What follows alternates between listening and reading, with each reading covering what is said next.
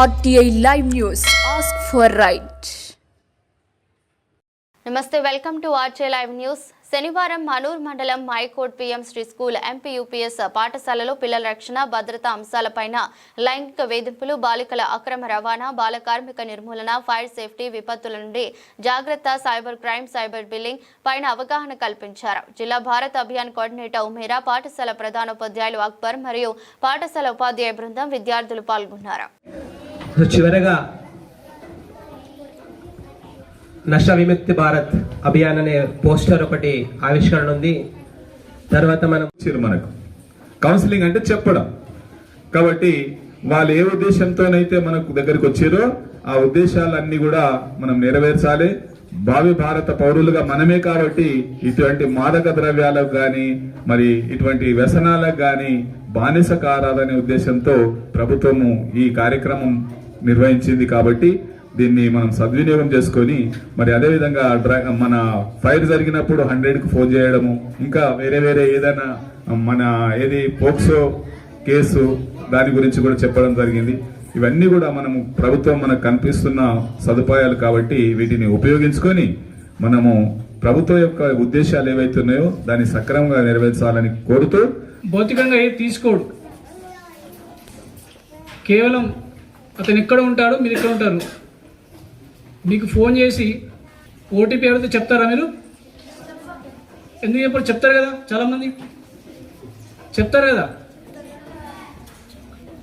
తెలిసిన వాళ్ళకి చెప్పాలి అంటే అవసరం ఉన్నప్పుడు. అంతేగాని ఎవరో ఫోన్ చేసి మీకు బ్యాంకు నుంచి లోన్ శాంక్షన్ అయింది, మీకు గిఫ్ట్ వచ్చింది, లేదంటే మీ బ్యాంకు అకౌంట్ క్లోజ్ అవుతుంది అని ఇలా ఫోన్ చేస్తే మాత్రం చెప్పొద్దు. అంతేనా? ఫోన్స్ వాడుతున్నారు, అందరూ వాడుతున్నారా? ఇంట్లో నాన్న ఫోన్ అయితే వాడతారు కదా పోగానే, అంతేనా? మీరు వినడమే కాదు, మీ అమ్మ నాన్నలకే కావచ్చు, మీ ఇంటి చుట్టుపక్కల వాళ్ళకే కావచ్చు ఈ విషయాలు చెప్పాలి. ఏమని? గుర్తు తెలియని వ్యక్తులు కానీ ఫోన్ చేసి మీకు బ్యాంకు నుంచి ఫోన్ చేస్తున్నాం, మీకు గిఫ్ట్ వచ్చిందని ఫోన్ చేస్తున్నాం, ఓటీపీ చెప్పండి అని అడిగినప్పుడు ఓటీపీ చెప్పొద్దు అని చెప్పాలి. అలాగే అనవసరమైన లింకులు క్లిక్ చేయొద్దు అని చెప్పాలి. అంతేనా? ఓకే. ఇప్పుడు మేడం ఒక ఫైర్ సంబంధించి చెప్పినప్పుడు ఎగ్జాంపుల్గా మీ స్కూల్లో ఉన్నప్పుడు ఫైర్ యాక్సిడెంట్ జరుగుతుంది. జరిగినప్పుడు చుట్టూ అంతా పొగ కమ్ముకుంటుంది. అప్పటికప్పుడు మనం చేయాల్సిన పని ఏంటి చెప్పండి? టోల్ ఫ్రీ నెంబర్ ఉంది కదా 100, దానికి కాల్ చేయడం. ఆ కాల్ చేసినప్పుడు 10 minutes 15 minutes వాళ్ళు వస్తారు. ఆలో మనం చేయాల్సిన పని ఏంటి అంటే మనకి మనం కాపాడుకుంటూ మన పక్క వాళ్ళని కాపాడడానికి ప్రయత్నం చేయాలి. ఫర్ ఎగ్జాంపుల్ మొత్తం పొగ కమ్ముకున్నప్పుడు పొగ ఎక్కడికి వెళ్తుంది? పొగ పైనకి వెళ్తుందా, కిందికి వెళ్తుందా? అంటే మనము ఆ పొగలో వెళ్ళినప్పుడు మనం ఆ పొగను మనం పీల్చుకుంటే మనం ఊపిరాడగా చనిపోయే అవకాశం ఉంటుంది, అంటే స్పృహ తప్పి పడిపోయే అవకాశం ఉంటుంది. సో మనం ఇమ్మీడియట్గా కింద అంటే నీళ్ళ మీద పాకుతూ వెళ్తే పొగ పైకి వెళ్తే మనం కిందికి వెళ్తూ మనం బయటపడే ప్రయత్నం చేయాలి. అంటే ఇది ఒక రకమైనటువంటి టాక్టిక్. అంటే వాళ్ళు వచ్చేంత వరకు వేడి చేయడం కాకుండా ఫస్ట్ మనం బయట పడే ప్రయత్నంలో ఇది ఒక మార్గం. ఇప్పుడు వర్షాలు బాగా పడ్డాయి, ఈసారి వరదలు వచ్చాయా? సహకరించినటువంటి మనూర్ మండల్ ఎంఈఓ సార్ గారికి, అలాగే ఎస్ఐ సార్ గారికి, అలాగే ఈ పాఠశాల యొక్క ప్రధానోపాధ్యాయుల గారికి మరియు పెద్దలకు, చైల్డ్ సేఫ్టీ సెక్యూరిటీ సిబ్బంది గారికి, అలాగే విద్యార్థులకు ప్రతి ఒక్కరికి నా ఉదయపూర్వక నమస్కారాలు. అయితే నేను సర్పంచ్గా గెలిచిన మొదటి సమావేశం ఇది కావడం చాలా సంతోషంగా ఉంది.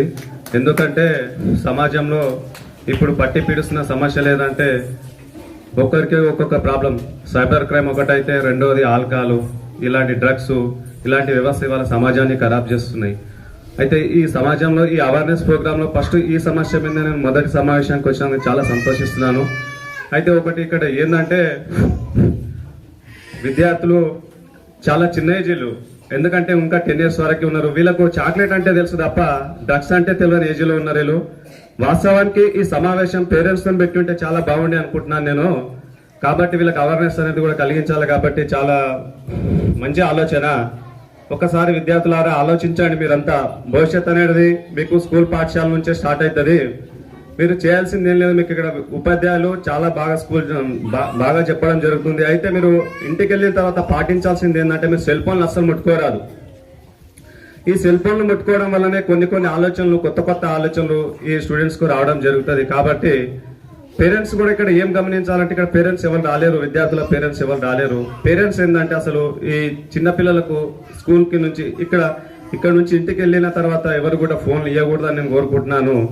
అలాగే మా తరఫున విద్యార్థుల యొక్క తల్లిదండ్రులకు కూడా మేము చెప్తాము, విలేజ్లోకి వెళ్ళినాక ఇక్కడ స్కూల్కి వచ్చిన విద్యార్థులకు ఎవరికి కూడా సెల్ ఫోన్లు ఏ రాదని మేము చెప్తామనుకుంటున్నాము.